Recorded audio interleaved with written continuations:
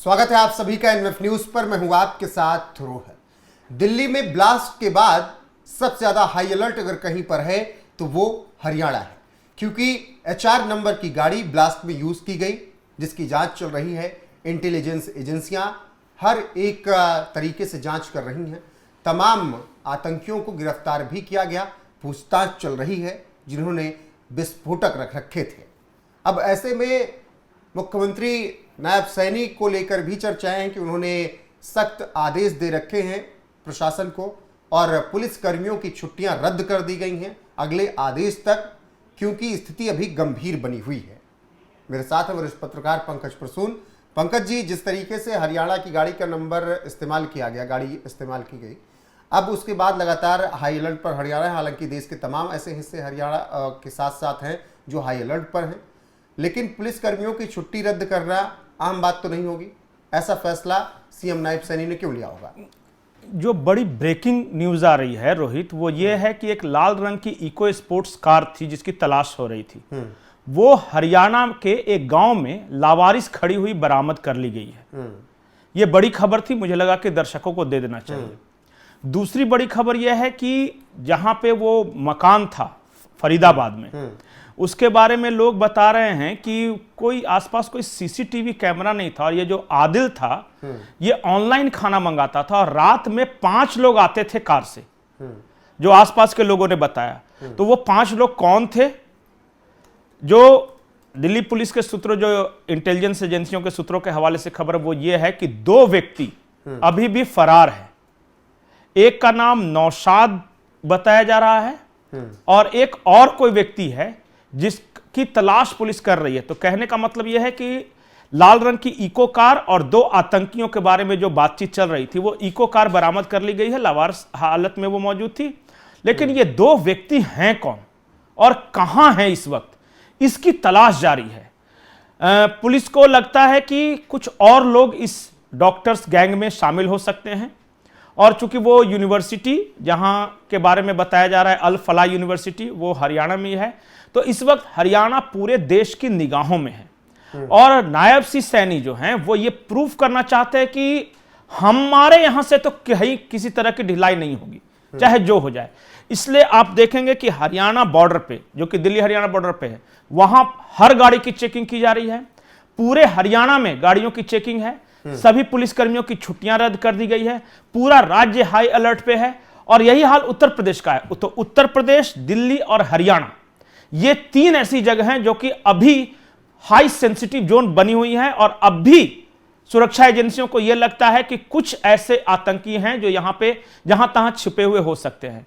जो eco car बरामद हुई है, दैनिक भास्कर की खबर के अनुसार उसमें कुछ मिला नहीं है, मतलब ऐसा कोई विस्फोटक या आपत्तिजनक चीज नहीं मिली है। हां, पता लगाया जा रहा है कि वहां उसे कौन लेकर आया, कौन छोड़ के भागा। मुझे ऐसा लगता है कि चाक चौबंद सुरक्षा व्यवस्था को देखकर इन आतंकियों को लगा हो कि अब बचना मुश्किल है, और जैसे ही टेलीविजन पर आने लगा कि लाल DL नंबर की लाल इको स्पोर्ट्स कार है, तो वो छोड़कर भाग गए उसे। वो भाग रहे हैं बहुत सारे लोग। लेकिन भाग के अभी बहुत दूर तो गए नहीं होंगे, आसपास ही छिपे होंगे कहीं, इसलिए तो सारा बॉर्डर सील किया गया है, इसीलिए पुलिस कर्मियों। और मैं आपको एक और जानकारी दे दूं, भारत नेपाल बॉर्डर भी सील कर दिया गया है। अच्छा। क्योंकि ऐसी सूचना थी कि ये लोग नेपाल भी भाग सकते हैं, क्योंकि हमारे यहां जो भी आतंकी इस तरह के होते हैं, तो देखिए हरियाणा में अगर होंगे, दिल्ली में होंगे, या उत्तर प्रदेश में जैसे सहारनपुर, लखनऊ में होंगे, तो कोशिश वो करेंगे किस तरह देश का बॉर्डर क्रॉस कर जाए, और नजदीक में वो नेपाल बॉर्डर है, इसलिए नेपाल बॉर्डर को भी सील कर दिया गया फिलहाल। और वहां भी आने जाने वाले हर व्यक्ति की जांच की जा रही है, हर गाड़ी की जांच की जा रही है। तो ये अपडेट जो बड़ी खबरें हैं, इसके बारे में मुझे लगा कि दर्शकों को बता देना चाहिए। जी वही मैं कह रहा हूं कि आम बात तो नहीं है कि प्रशासन की पूरी छुट्टियां रद्द कर दी जाए, कोई बड़े ऑपरेशन की भी तैयारी है। जी, मैं आपको एक और जानकारी देता हूं। ये जो पूरा जो ये प्रकरण है, बहुत सारे लोग ये कहेंगे कि सुरक्षा या सुरक्षा कर्मियों की या इंटेलिजेंस का फेल्यूर है। मैं उल्टा कहूंगा, मैं ये कहूंगा कि हमारे सुरक्षा एजेंसियां इतना सतर्क थी, इंटेलिजेंस इतना स्पेसिफिक था कि वो बड़ी घटना को अंजाम देते इसके पहले ही धरपकड़ होने लगी और बरामद कर लिया गया विस्फोटक। जो दिल्ली में जो दुखद हादसा हुआ उसके बारे में बताया जा रहा था कि देखिए वो जरूर, ये तो जरूर था कि वो विस्फोटक ले जा रहे थे या ज्वलनशील पदार्थ ले जाते हैं, अमोनियम नाइट्रेट बताया जा रहा है, लेकिन उनके पास इतना समय नहीं मिला कि वो बम बना सके।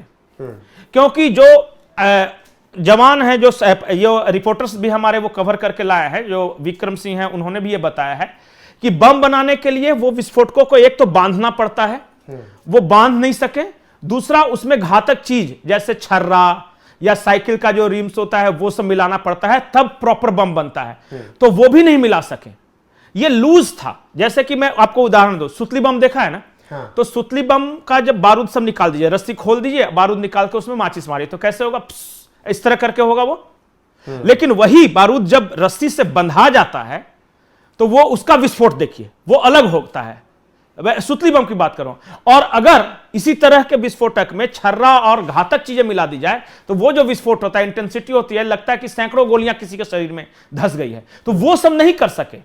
अब या तो ये तैयारी आगे की थी, अभी वो धीरे धीरे जुटा ही रहे थे, तभी पकड़ में आ गए, या फिर इनको बम बनाना आता नहीं था अभी प्रॉपर, या फिर मकसद नहीं रहा होगा बम बना के। अभी वो क्या कर रहे थे पता है? पैनिक में जब सब तरफ धरपकड़ होने लगी तो इनको लगा कि हम पकड़े जाएंगे, तो इनके पास जो छोटा सा अमाउंट था विस्फोटकों का, उसको लेकर या भाग रहे होंगे या उसे कहीं डिस्पोज करने की कोशिश कर रहे होंगे, और ये दुर्घटना हुई है। क्योंकि अगर प्रॉपर तरीके से उन्होंने विस्फोट किया होता तो वो उनके पास ऑप्शन था। देखिए, वो चांदनी चौक भी गए थे, वो लाल किले की पार्किंग में भी गए थे, वो चाहते तो कहीं भीड़ में भी उसको लड़ा सकते थे, लेकिन मूविंग में आप देखिएगा जब सीसीटीवी फुटेज, तो कहा जा रहा है कि वो यू टर्न लेके कहीं से आ रहे थे, वो खुद ही पैनिक थे, वो भागने की कोशिश कर रहे थे, और स्लो जब मूव कर रहे थे उसी वक्त ये धमाका होगा। हो सकता है कि वो जो रखा हुआ हो वो किसी ऐसी चीजों के संपर्क में आया हो कि उसमें ये धमाका हुआ है।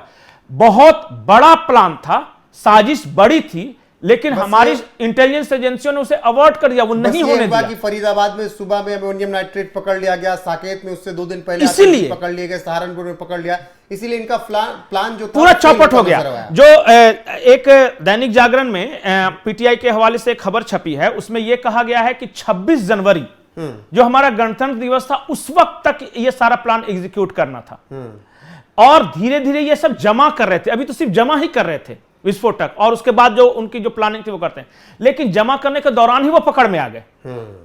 इसे अगर कोई कह रहा है उस हादसे को लेकर कि हमारी अभी विस्फोट की थी भी तो नहीं, वो 26 जनवरी के आसपास, तो सोच, वही तो अभी समय था जैसे नवंबर में, और 26 जनवरी को वो करना था।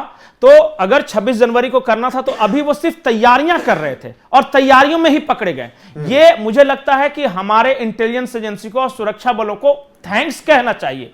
ठीक है, मैं ये नहीं कह रहा कि जो हादसा हुआ वो सही था, वो दुखद था, लोगों की जान गई, लेकिन जरा ये सोचिए कि अगर ये इतने तत्पर नहीं होते तो कितना बड़ा हादसा हो सकता था। और पिछले कुछ सालों में हमने देखा है कि बहुत सारे आतंकी या इस तरह एनआईए की टीम अलग अलग छापेमारी करके समय से पहले पकड़ती रही है। तो ये अलर्टनेस है, इसको आप फेल्योर कह के प्लीज उनका मनोबल डाउन मत करें।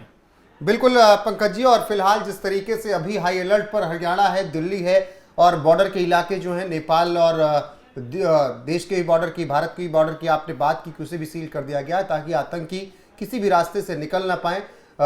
फिलहाल हरियाणा में आने जाने वाली हर एक गाड़ी की चेकिंग हो रही है। मुख्यमंत्री नायब सिंह सैनी ने आदेश दे रखा है कि कोई भी पुलिसकर्मी अभी छुट्टियां नहीं लेगा, क्योंकि अभी क्रिटिकल कंडीशन है, स्थितियां बेहतर नहीं हैं। बाकी जो अपडेट आएगी आप तक जरूर पहुंचाएंगे, बने रहिए हमारे साथ लगातार।